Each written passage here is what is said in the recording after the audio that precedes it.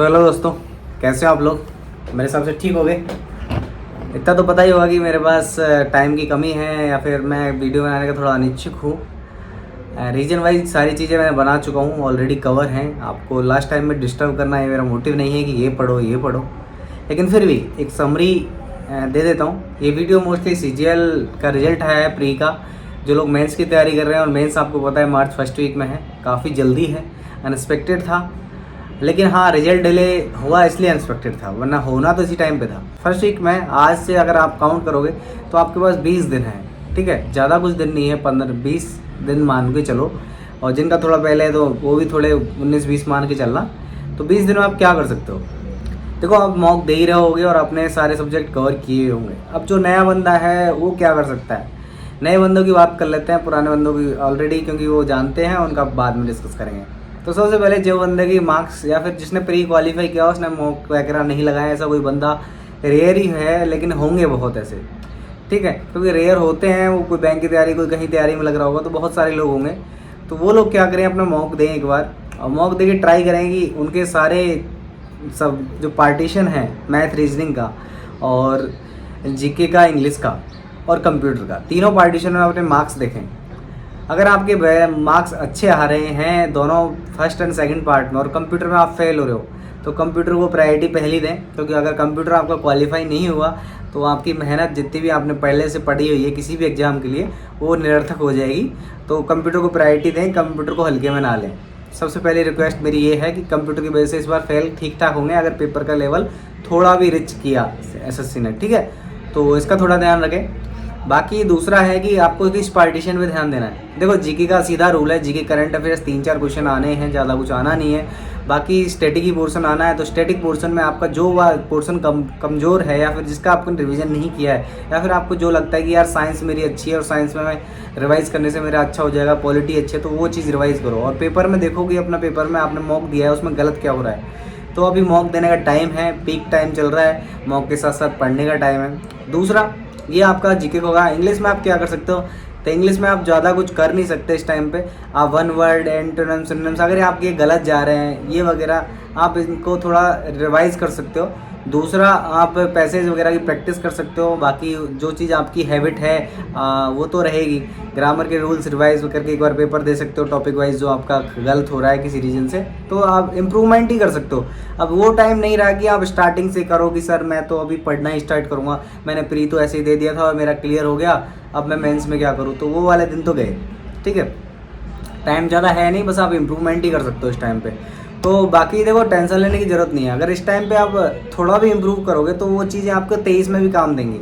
अब मैं ये नहीं कह रहा कि आपका 22 में सिलेक्शन ना हो, ठीक है, ये चीज़ मैं भी नहीं कह रहा। लेकिन हाँ, 22 में सिलेक्शन आपका नहीं होगा बाई डिफ़ॉल्ट, तो आप 23 की वैकेंसी ठीक ठाक आएंगे और 23 में निकाल ले जाओगे बढ़िया पोस्ट। तो आपको वैसे ही मान के चलना है कि यार मैं तो अपना एफर्ट पूरा दूंगा, जैसे मेरा मेंस में अच्छे मार्क्स आ रहे हैं उस हिसाब से मैं इम्प्रूव करता हुआ चलूँगा, ठीक है। तो मेन फोकस अपना रखोगे, एक तो मैथ और रीजनिंग वाले जो पार्ट है उसमें जितना स्कोर कर सकते हो उतना स्कोर करने की कोशिश करो, ठीक है। क्योंकि उस वो वाला रीजनिंग और मैथ वाला जो पार्ट है वो एक तरीके से उसमें ना तो गैस लगते हैं, वो आपका एक्यूरेट आता है। एक तरीके से आप कह सकते हो कि 80 जितना भी है 180 नंबर में से आप 150 ला रहे हो तो 150 श्योर होगा। एक दो क्वेश्चन तुक्के मार दिया, फिर लास्ट टाइम में कुछ मिस्टेक हो गई, सिली मिस्टेक्स वगैरह, उनकी बात छोड़ दो, लेकिन आप जो करोगे श्योरिटी होगा। इंग्लिश और जीके में आप गैस पे खेल जाते हो। इंग्लिश में मोस्टली काफ़ी चीज़ें गैस 50% या कुछ हटा लो, मोस्टली 30% गैस पे ही चलता है कि यार ये ऑप्शन लग रहा है मेरे को, ये होना चाहिए, तो उस हिसाब से चलता है। और जीके का तो आपको पता है स्टैटिक है तो ठीक है, बाकी कई लोग 25 आउट ऑफ 25 खेलेंगे, तो उनकी चीज़ें छोड़ दो, वो अलग प्लेयर हैं। आप नॉर्मल प्लेयर हो तो नॉर्मल प्लेयरों की बात हो रही है, ठीक है। तो आपको करना वही है, अपने पार्टीशन ढूंढ लो, जिस पार्टीशन कम नंबर आ रहे हैं उसको अच्छा करने की कोशिश करो। बस लास्ट टाइम में कुछ ज़्यादा कुछ मैं बोलने वाला हूँ नहीं, क्योंकि ऑलरेडी टाइमिंग कम है और फालतू में बुक को रिकमेंड करना ये मेरी आदत अब नहीं है और पहले भी नहीं थी, ठीक है, कि ये बुक ले लो वो बुक ले लो, कोई फ़ायदा नहीं है बुक लेने से। आपके पास जो भी बुक है उसी से प्रैक्टिस करो। बस मॉक का टाइम है तो मॉक आपको टेक्स्ट बुक से ही देना है, टेक्स्ट बुक के अलावा कुछ नहीं है। उसके अलावा टेक्स्ट बुक बहुत टेस्ट हैं, तो टेक्स्ट बुक के अलावा टेस्ट लेना ही मत, ठीक है। सीधा उनका सॉल्यूशन देखो और हर तीसरे दूसरे दिन टेस्ट दो। जिससे आपको एक तरीके से कई का पेपर पेपर तो छूटने का सीन वैसे नहीं है, लेकिन पार्ट 1 में पेपर छूट सकता है आपका। यानी कि मैथ और रीजनिंग वाले टाइम में आपको टाइम अगर ज़्यादा लग रहा है तो आपका पेपर छूट सकता है। आप 60 में से 50 क्वेश्चन कर पाओ या 30 कर पाओ, तो वो हैबिट बना लो जिससे आपको छूटे ना। बाकी रीजनिंग और मैथ में, रीजनिंग और इंग्लिश वाले जो पार्ट्स हैं उसमें तो छूटेगा नहीं, उसमें टाइम बचेगा आपका। कंप्यूटर का जरूर ध्यान देना, कंप्यूटर आपको पास करना है। और एक सबसे इंपॉर्टेंट चीज़, सेकंड चीज़ कंप्यूटर के बाद टाइपिंग को हल्के में देखो लेना तो मत, क्योंकि आपको टाइपिंग साथ ही करनी है। तो टाइपिंग का ऐसा करना, सीजीएल के लिए टाइपिंग वैसे ज़्यादा लोड लेने की ज़रूरत पड़ती नहीं है, लेकिन इस बार टाइपिंग मैंने देखा नहीं है, लेकिन पहले तो 25 वाली स्पीड थी, उससे काम चल जाता था। यानी कि 2 उंगलियों से भी आप काम कर रहे हो तो भी चल जाता था। मैंने 2 उंगलियों से सीजीएल 2016 में पास कर ली थी टाइपिंग, जब मेरी टाइपिंग नहीं थी। लेकिन इसमें पोस्टल असिस्टेंट है तो मैंने उसकी टाइपिंग देखी नहीं है कि उसको कितनी चाहिए। उसको 10+2 में जब थी तो 30 चाहिए थी, लेकिन अब सीजीएल में इंक्लूड है तो आई थिंक वही चाहिए जो सीजीएल में चाहिए थी। तो टाइपिंग का कर लेना अरेंजमेंट और तैयारी कर लो टाइपिंग की। ऐसा नहीं है कि टाइपिंग को भूल जाओ, क्योंकि हर चीज़ में क्वालिफाई होना ज़रूरी है। और इस टाइम अगर आप जॉब भी सिक्योर कर सकते हो अपनी तो भी बड़ी बात है। मैं उन लोगों की बात कर रहा हूँ जो पीछे हैं और सिर्फ जस्ट पास हुए हैं और उनको बौखलाए हुए हैं कि सर करे क्या। तो आप इस टाइम अगर सिलेक्शन भी ले लेते हो किसी पोस्ट पे, मान लो कि पोस्टल असिस्टेंट जो कि 2400 ग्रेड पे है, जिसमें मैं था ऑलरेडी, अगर उसमें भी सेलेक्ट हो जाते हो तो कोई दिक्कत नहीं है ब्रो। आप जॉब एम्प्लॉयमेंट तो मिल जाएगा आपको, बेरोजगारी का धब्बा तो हट जाएगा। उसके बाद आराम से तैयारी करना, कौन मना कर रहा है कि आपको तैयारी करने के लिए। तो आपकी उम्र एक टाइम से लग जाओगे, एक बार बेरोजगारी हटा लो, फिर आराम से ड्रीम पूरा करना। आप तरीके से 4600 लेना, 4800 लेना, यूपीएससी करना, स्टेट पीसीएस करना, जो करना है वो करना। एक बार अपनी घर वालों की थोड़ी प्रॉब्लम मिटा दो कि यार हमारा लड़का कुछ कर पाएगा, इसका कुछ होगा नहीं होगा, वो थोड़ा कलेश रहता है ना उनको, उस चिंता को मिटा दो। बाकी तो फिर उड़ो दौड़ो कुछ ही करो, आपकी इच्छा है। तो मेरा सब बस एक ही मैसेज था, ज़्यादा तो मैं क्या कहूँ, आपका बुक्स ऑलरेडी सबको पता है कौन सी बुक से क्या पढ़ना है। और जिसको नहीं पता है, जो नया है या फिर 23 के लिए तैयारी कर रहा है, वो या तो कमेंट कर दे कि सर मैं 23 के लिए कर रहा हूँ तो मेरे को बताइए, या फिर जो भी बंदा है अदर एग्जाम के लिए प्रिपरेशन कर रहा है वो अपना कमेंट कर दे।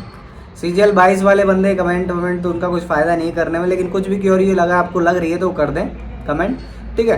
बाकी बुक वही है अपनी, वही उन्हीं बुकों से रिवाइज़ करना जहाँ तक आपने प्री में पढ़ा था। बस यही है कि आपको माइंडसेट मेंस का लेके चलना है कि अब ये सिलेक्शन में काउंट होंगे। प्री में तो आपने कर लिया कि यार गैस भी खेल लिए, तुक्के खेल लिए, थोड़ा बहुत कर लिया, लेकिन ये मेंस में काउंट होंगे। एक क्वेश्चन 3 नंबर का और एक डिडक्टिंग 1 नंबर का, तो ज़्यादा तुक्केबाजी भी नहीं चल सकती। और कट ऑफ में भी डिफरेंस आएगा इस बार, क्योंकि हर पोस्ट की कट ऑफ में डिफरेंस, क्योंकि एक क्वेश्चन 3 नंबर का है तो डिफरेंस भी आना है ठीक ठाक, ठीक है। बाकी करते रहो, अपने आप को पॉजिटिव रखो। अगर कुछ क्वेरी है किसी, अगर आपको लगता है कि मैं आपकी हेल्प कर सकता हूँ किसी चीज़ में, तो आप कमेंट कर सकते हो। मैं कोशिश करूँगा कि वीडियो डालने की। वीडियो क्या है कि मैं बना नहीं पाता, ऑफिस आवर्स होते हैं तो मैं ड्यूटी चला जाता हूँ। उसके अलावा जो खाली टाइम मिलता है उसमें मुझे टाइम खुद के लिए भी चाहिए होता है, तो इस चीज़ के लिए मेरे पास टाइम भी नहीं है। आज संडे था, इसलिए रिगार्डिंग मैंने चलो काफ़ी लगा, मुझे काफ़ी टाइम हो गया वीडियो बनाए, तो एक तरीके से आप तो को एक पॉजिटिव मैसेज देने के लिए मैंने वीडियो बना दी है। तो ठीक है, इसी के रिगार्डिंग मैं वीडियो को क्लोज़ करता हूँ। बाकी सीपीओ वालों को मैंने ऑलरेडी काफ़ी मेहनत कराई थी उन लोगों को, तो सीपीओ वालों अगर आपको कुछ दिक्कत है तो आप भी कमेंट करें। 10+2 MTS all exam all SSC exams के बंदे, और जो भी अदर जैसे IB वगैरह के बंदे, जो भी आपको लगता है कि नॉन टेक फील्ड में मैं आपको कुछ हेल्प कर सकता हूँ तो आप कमेंट कर सकते हो। इसी के साथ जय हिंद, जय भारत। पढ़ते रहिए, बढ़ते रहिए आगे। जय